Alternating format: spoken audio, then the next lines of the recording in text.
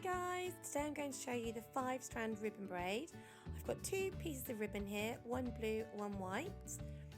Tie them together in a knot at the top, as close to the ends as possible. You want the ribbon to be 1.5 times the length of your little girl's hair.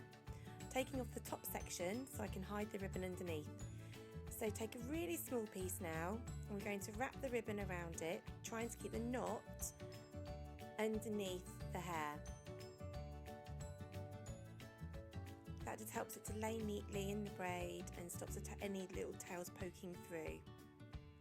It's just one loop and that's fine, nice and tight. Okay, then you take the top section of hair into 3 pieces. I've got 3 pieces of hair and 2 ribbons. So you're going to have 1, 2, blue, white, and then 3 on the left hand side.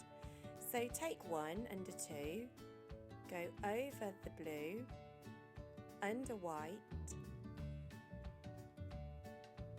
and then over number 3.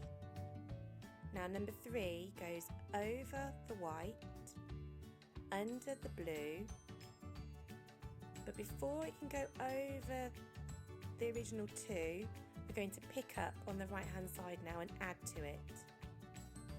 I like to add with a comb because my girls have a lot of fine hair around the edges, so I just find it easy to pick up. So there's 2 combined pieces under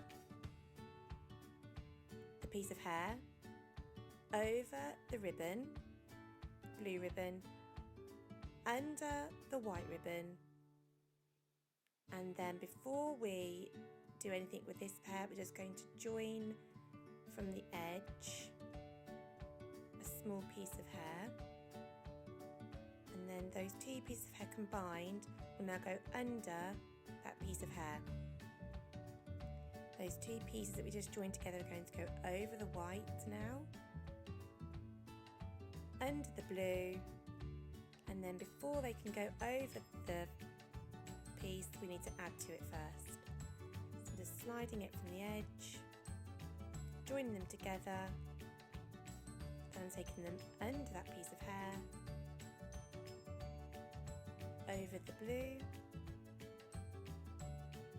under the white, and then before I go over, I'm just going to add another piece of hair to this section on the left. Take both pieces under, over the white, under the blue,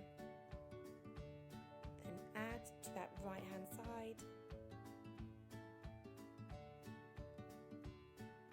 Take both of those pieces together under the hair strand, over the blue ribbon, under the white ribbon.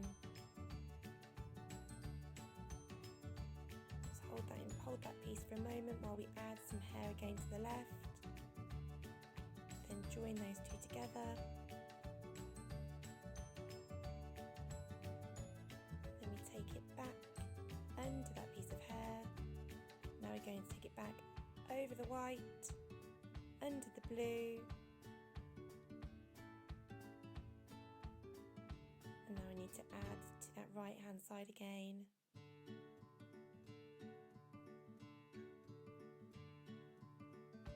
Now back to where we started. So under, over the blue, under the white. We're going to add to that piece on the side. Take it under, over, under. Now add that piece of hair. Now when I'm doing the girls' hair, they tend to sit on these high chairs from Stocky. They could sit. You could get your children to sit on anything. I find it's easier when they sit on a chair, watch an iPad, look at television, eat their breakfast, anything which keeps them still.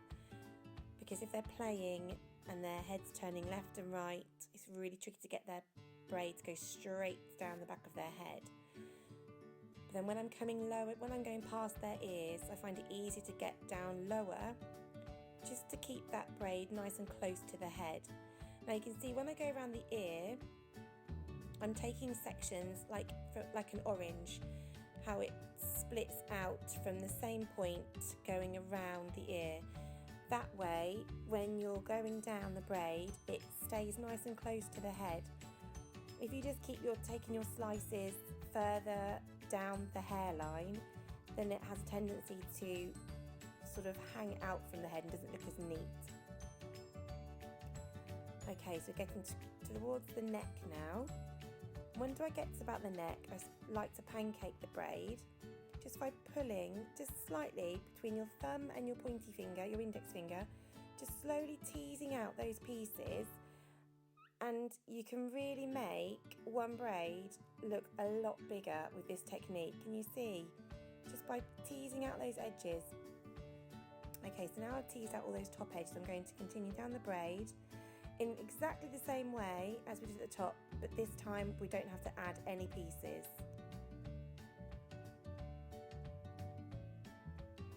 So just going down, pancaking as I go.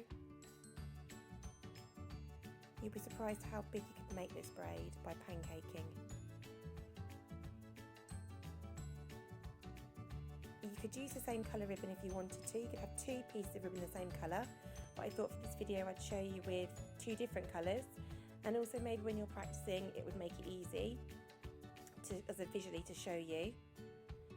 And if you don't have two ribbons, you could use two micro braids, so two very tiny braids instead of using the ribbon.